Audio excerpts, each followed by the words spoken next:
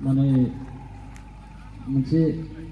बोथोरनि मोनसे जायगानि ओनसोलफोराव खुब खम जालांबाय जायनि जाहोनाव जोङो सान्दुं दुङोब्लानो गरम मोनो जों गरम मोनो दा जेरैबायदि जों गरम मोनो दा बेनिख्रुइ बांसिन गरम जोङो आगष्ट सेप्तेम्बराव मोनहैयो दा बेनिखायनो नैबे जिहेतु फरायसालिनि मोनसे माबायाव नोजोराव जिथु थागोन बिफांफोरा आं सानो बे बिफांफोरा मोजाङै मोजां देरनानै थागोन जोङो ओरैनो गोबां बिफां गायो जायखिजाया प्रग्रामाव जोङो बिफां गायनाय प्रग्रामखौ लायो नाथाय बिफांखौ जिथु फोथांनाय बेखौ जोङो गायनायनि उननिफ्राय जोङो बावगारलांफिनो बा जोङो बिफांखौ फोथांनांगौ बेनि हाबाखौ जोङो बारा लाखिला जिथु खोब गरम जाबोदों बिफां गायनाय जिथु हाबाफारि बेखौ आङो मावफुंबाय आरो लोगोसे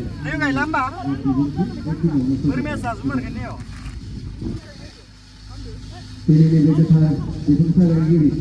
गेदेरफोरा बिफांखौ मानो गायनो नांगौ बेनि सोमोन्दै गावनि बिबुंथिनि गेजेरजों सुबुरुन होलांबाय गमामायैनो जों मिथिगौ बिफां थाबासो सुबुं माहारिया थांनानै थायो ओंखायनो बेफोरबायदि हाबाफारिजों बिफां गायनाय हाबाफारिखौ लाफालांनायाव बिथां सारा बोसोन होनायजों लोगोसे थुलुंगा बावहरनायखौ जोङो गोजोननाय